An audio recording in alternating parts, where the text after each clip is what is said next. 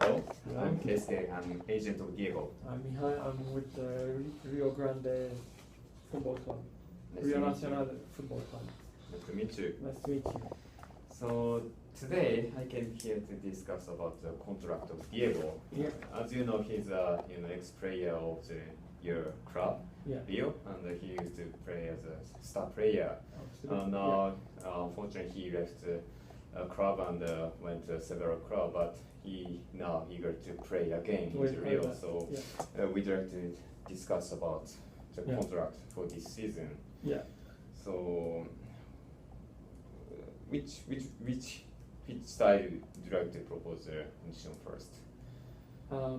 I mean, from my understanding is he's looking to move back to a better club. Yes, Right? yes, He hasn't played that much yes. recently. He's been a reserve, and his salary has been kind of going down, Mhm. right, for quite a while. Now, as you've heard, I'm sure we've been going through some troubles as well. So we are looking to get a bit of his stardom back. So, what is it that he's looking for exactly? Does he want just a salary? Does he want the recognition? What is it that he would like? Honestly, he eager to play as a starting Sure. forward because he with the last two clubs he played as a reserve player. Is Yeah. not uncomfortable for him. So his primary motivation is to play again as a starting member. And of course, compensation is important, but we have more room to negotiate with a point. The primary point is his position as a starting member, and then next priority is the compensation. Sure. If we were to offer him, I mean, for him, unfortunately, his physical condition hasn't been the best shape for the last few years. So if we were to consider him for a starting player, how would he mitigate for being at the level as we would take, say, some young, hungry guy who's willing to do it for? So I think it depends on the situation of your club. So how is health condition? The current player Alfonso, he's now In the hospital. in Yes. the hospital, right? Yes, yes. So and he might never come back. However, we have some kind of reserves or lower player that they're willing to take his steps. Although it might be a bit early for them, they're very keen on doing that and prove themselves. They're very athletic. They're in their prime or close to their prime, or haven't even gotten there, but on the path to getting to their prime as football players. So as such, they're physically fit. Our only concern with Diego is that he might not deliver, obviously, and one of the reasons he could not deliver is either injury or the fact that he's overweight, right? Mm-hmm. So he's not as athletic as he used to be. So I understand he's been going through some training and he's getting back into it, but after his last injury, I also understood that he wasn't the same as he was before. I don't know, was he affected by it psychologically? What was it? What made him not being as as talented as he was before? Okay, for the first point, I think that we can propose some performance structure. It's based on the number of games he played as a starting player. We can propose such a compensation structure. The second point is that did you meet him before this meeting? No, we haven't. I met him yesterday, and it seems to me that he's took exercise and he lost his weight, and the condition seems pretty good, and he looks so confident and looks like he regains confidence as a star player he used to be. So maybe in the second point we don't need to worry about it, but first point we may need to consider some structure to mitigate the risk for your team. Absolutely, no, I agree. We were thinking about a performance compensation as well. So we were thinking about having basically we start a base salary, which Mhm. will probably be in line with what he has been making so far in his last few seasons. Mhm. And then the base salary we would start quite low Mhm. and then kind of reviewed halfway through the season. But at the same time, given how he performs, we're also willing to pay him as the club fills in seats in the stadium. Mhm. So just to give you an example, for example, if so, our intention would be to basically, let's go through quickly some numbers. So last year he was making 110,000 being on the bench, right? Yes. So what we were thinking the industry practice is double that for a starter. Assuming he's a starter, Mhm. we would pay him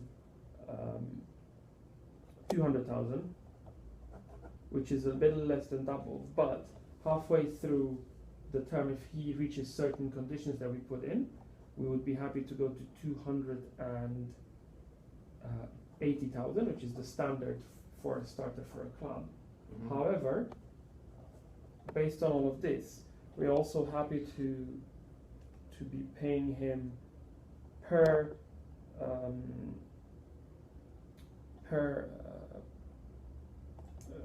game.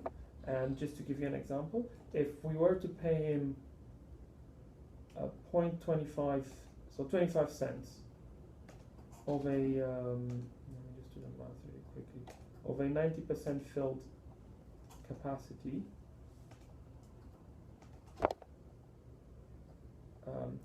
there will be another 8,700 and wait, that's not 90%, that's 100%.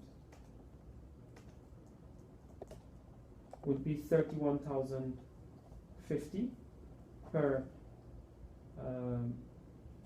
match. So what is the number this? So this number is says? 90% of 35,000. Mhm. Okay, so the currently the audience attendance is 75%, but if it enhanced to 90%, Based on his popularity. okay, so then he gonna receive 31.5 thousand. 3,000, yeah, 31.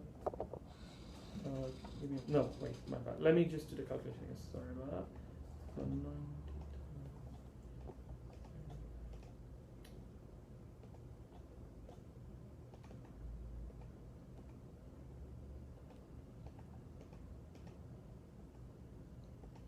So he would receive 7,875 per match.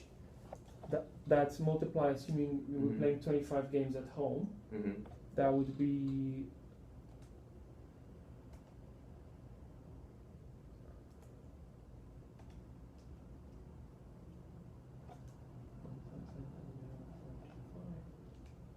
another 196,875 per year, per season.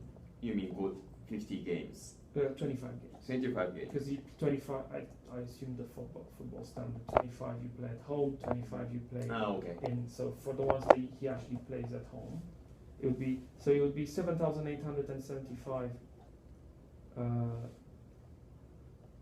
7,875 per match, or 196,875 Mm-hmm.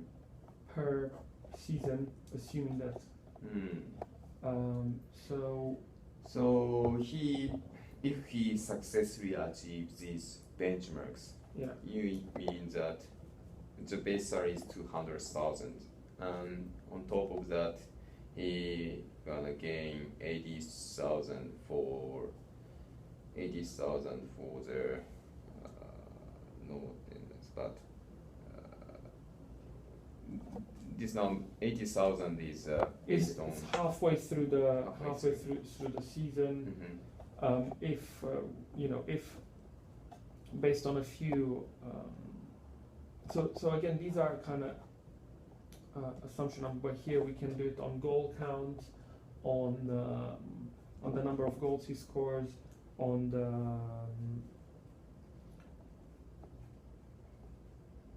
goals, and if the average capacity of the stadium has been 90% for the last 10 games. So say we do it after 12 games, because it's 20 so we do it after the first 25 games. Yeah. So halfway through the season, we look at number of goals and number of capacity filled, and based on that, we'd be happy to take his base salary on the back to 80,000. 80,000. Yeah. Okay. I agree with this performance-based structure, but his point is that he don't want to be lower than Alfonso. He received 250,000 last season, correct? Correct. Yeah, correct. So yeah, his argument is that he wants to gain more than him. I mean that the base salary should be a bit higher than your suggestion. The problem with the base salary is we don't want him to rely on the base salary if he wants salary. Alonso did not have the per match payout, depending strictly on his performance. So we want him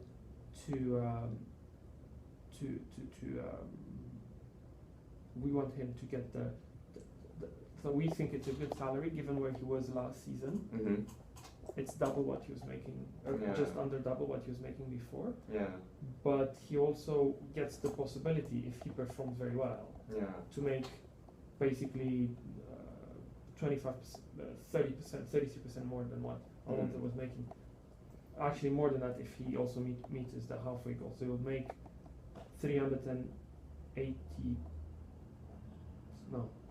480,000 per year. Depending on his performance. Depending on his performance. Yeah. Which is significantly more than what Alonso would be making. So it's also, you have to look at it from, we cannot just bring a player who has not proven himself. It will be bad for the morale of the rest of the team if we bring in a player that has not proven himself for the last 4 seasons, and suddenly we're paying more than we were paying our star player before. We're more than happy to pay all of these premiums, but depending on performance. Depending on performance. It's not. We understand why he wants to make more than Alonso, and we're happy to pay more than Alonso, but we need to have the guarantee that he's. Okay, so I understand your point. So we need to find some middle ground for. Sure. Last year, Diego earned 110,000 as a reserve player. Yeah. But our common business in this industry, in common business practice, the start player gain twice the amount of the reserve player, right? So simply applying this formula, the base salary should be 220,000, and this is the worst timing for him because he got injured and he had a bad relationship with São Paulo, so he was hugely discounted at this point. But so that's why I seek more than 220. But as you mentioned, it is. I understand the point that we need to. I understand your concern, and we need to mitigate the risk that he cannot perform the whole season as a start player. So I'd like to suggest the Alfonso is 250, and then the twice the amount of his last year compensation is 220. So I would suggest 235,000 base salary, and then on top of that, you can add the performance based salary.